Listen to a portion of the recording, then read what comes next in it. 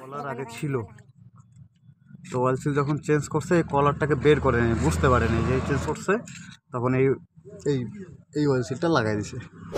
এই কলার না বের করলে এই অয়েল সিলের লিক কোনোদিন মোটর বন্ধ করা সম্ভব না। এটা বন্ধ করতে গেলে এই কলারটাকে চেঞ্জ করতে হবে।